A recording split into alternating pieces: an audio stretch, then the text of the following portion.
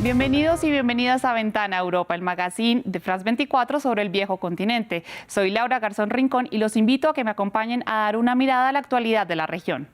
Europa sigue con atención los pasos que da Donald Trump ahora como presidente de Estados Unidos. La amenaza de aumentar los aranceles a la Unión Europea y el demandar un incremento del 5% en la inversión en defensa a los países miembros de la OTAN fueron protagonistas en el Foro Económico Mundial de Davos, donde se reúnen gran parte de los líderes europeos.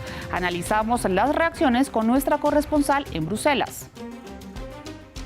Pasaron 24 horas y Trump no logró el fin de la invasión de Rusia en Ucrania, pero sí congeló el envío de ayuda de su país al extranjero. Además, amenazó con la imposición de tarifas y más sanciones a Moscú de no terminar la guerra con Kiev. Desde el Kremlin destacaron que a Trump le gustan las sanciones como forma de hacer política. Y Francia es récord en visitantes durante el 2024. Al menos 100 millones de turistas visitaron el país impulsados por los Juegos Olímpicos en el verano. En segundo lugar, España logró que 98 millones de personas eligieran a la nación como su destino turístico. De acuerdo con la ONU, 1,4 millones de personas viajaron internacionalmente en 2024. Donald Trump regresó a la Casa Blanca y esta vez recargado. Su segundo mandato tiene en alerta al mundo y a Europa. Mientras Trump juramentaba al otro lado del Atlántico, en Davos, Suiza, iniciaba el Foro Económico Mundial, la reunión de líderes de gobierno, de empresas y la sociedad civil para discutir sobre los problemas económicos y sociales del planeta. En esta ocasión, una de las principales discusiones giró en torno a la amenaza del ahora presidente de Estados Unidos de aumentar los aranceles a la Unión Europea. Nuestra corresponsal en Bruselas, Esther Herrera, nos cuenta sobre las medidas que adelanta el bloque para hacer frente a la llegada de Trump. Con Donald Trump ya en la Casa Blanca, la Unión Europea empieza ya a ver la nueva realidad. Las instituciones europeas fueron rápidas en reaccionar, en que esperan cooperar con el nuevo presidente de Estados Unidos, pero una de las principales preocupaciones es qué ocurrirá con la economía y el comercio apenas unas horas más tarde de que Donald Trump entrara ya como nuevo inquilino de la Casa Blanca. Ursula von der Leyen dio su esperado discurso en el Foro Económico de Davos, en que dejó claro que la Unión Europea está dispuesta a trabajar con la nueva administración estadounidense, porque al fin y al cabo también es su principal socio comercial y porque mucho está en juego, pero también dejó claro que ahora mismo se abre una nueva era, una era que ha llamado de dura competencia geoestratégica y que por ello va a trabajar para tejer alianzas mucho más allá de Estados Unidos. Y puso como ejemplo los recientes acuerdos firmados con los países de Mercosur o también con México. También aseguró que la Unión Europea está dispuesta a trabajar con China siempre y cuando la cooperación sea leal, y además von der Leyen también avanzó que su próximo viaje, el primero de este mandato como presidenta, va a ser a la India, un país que no es casual, es una de las economías clave actualmente. Con todo ello, la Unión Europea está queriendo enviar un mensaje de que no va a estar eternamente bajo la sombra de Estados Unidos y que esta vez la Unión Europea sí está preparada. De hecho, está dispuesta a hablar con la nueva administración estadounidense para llegar a un acuerdo y evitar una guerra comercial, por ejemplo, comprando más gas natural licuado o incluso también con más compra de armamento. Esta vez la Unión Europea quiere demostrar que va a ser muy pragmática y que, de hecho, sigue siendo un socio a tener en cuenta. Otro de los temas álgidos son las medidas que tomará Trump en defensa. El republicano ha insistido en que las naciones que hacen parte de la Alianza del Atlántico Norte, OTAN, deben incrementar su gasto en defensa en un 5%, con la guerra de Rusia en Ucrania como telón de fondo. Esther nos explica las reacciones que ha generado en Europa. Los 4 años de calma que supusieron la presidencia de Joe Biden en la OTAN ahora ya han acabado con la llegada de Donald Trump, porque los aliados son ya conscientes que uno de los temas a debatir y que más ahínco ha hablado sobre ello Donald Trump es el aumento del gasto en defensa. Actualmente los aliados deben gastar al menos un 2% de su Producto Interior Bruto en defensa, aunque hay países que aún están lejos de esta cifra, como por ejemplo España o Luxemburgo, pero es que Donald Trump ahora mismo está exigiendo que sea de al menos el 5% el gasto en defensa defensa, incluso países que ya gastan mucho, como por ejemplo Polonia, no llegan tampoco a esta cifra. El nuevo secretario general de la OTAN, Mark Rutte, insiste en que es cierto, hay que aumentar el gasto en defensa porque se trata de una cuestión primordial. De hecho, ahora mismo Mark Rutte va a tener la difícil labor de mantener la alianza unida, pero también de encontrar un equilibrio entre las presiones de Trump y el resto de aliados. La OTAN también está muy pendiente de lo que puede ocurrir con Ucrania. Donald Trump asegura que la guerra la va a poder terminar en un máximo de 6 meses. La alianza está pendiente de si puede haber este acuerdo de paz en el futuro entre Ucrania y Rusia, aunque Mark Rutte ha dejado claro que Ucrania tiene que poder decidir su futuro y que demasiadas concesiones a Rusia serían un gran error geopolítico. La primera toma de contacto con la nueva administración de Estados Unidos va a ser a mediados de febrero, con la reunión de ministros de defensa, en que se va a ver por primera vez cómo se va a poder trabajar con la nueva administración de Donald Trump.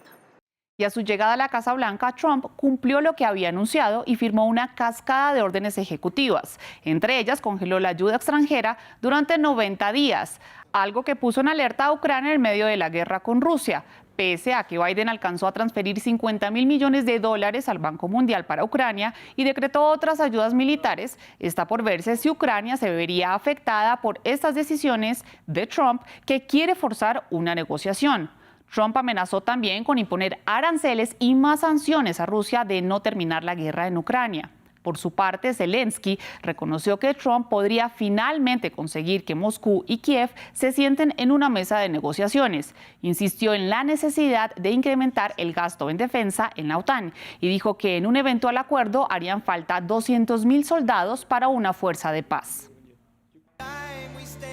En la campaña electoral hace casi 2 años prometió en repetidas ocasiones poner fin a la guerra en Ucrania en un solo día, si era elegido. Me comprometo a poner fin rápidamente a la guerra en Ucrania. Tendré ese acuerdo hecho en 24 horas. Esto no fue lo que ocurrió tras su toma de posesión el lunes, pero ahora, a los pocos días de su nueva etapa en la Casa Blanca, el presidente estadounidense ha exigido a su homólogo ruso que ponga fin a la guerra o se arriesga a sufrir consecuencias económicas.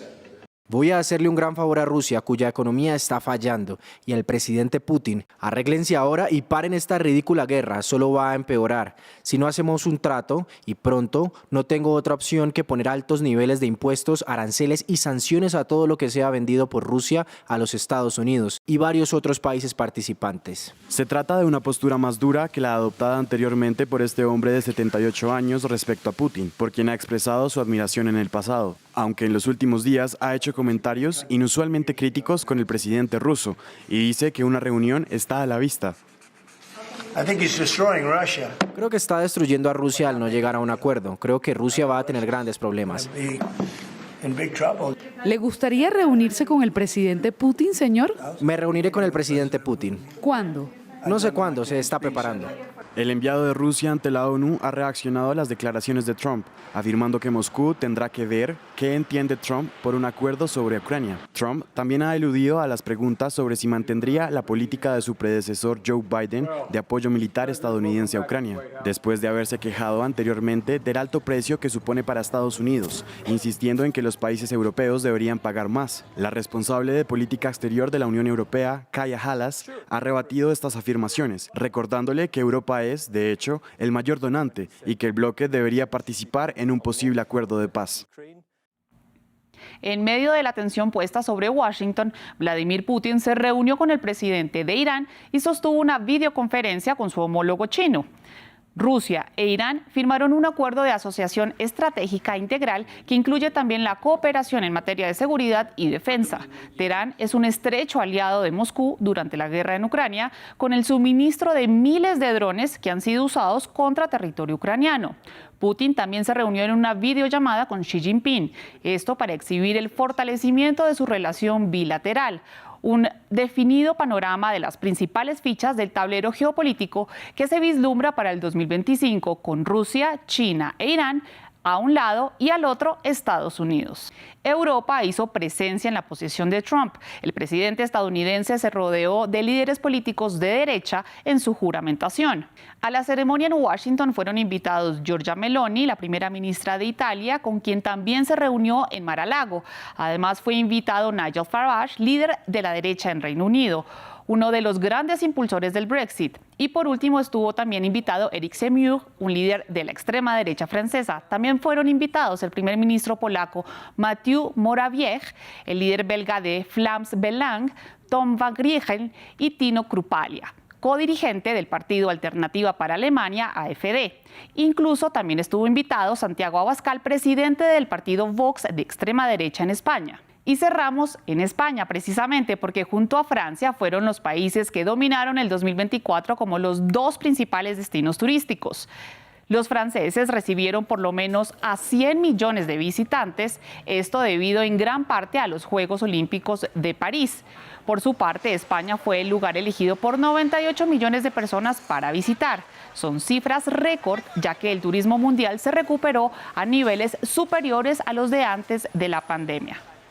Gracias por acompañarme en este episodio de Ventana Europa. Los espero con toda la actualidad del continente europeo aquí en France 24 y en France24.com.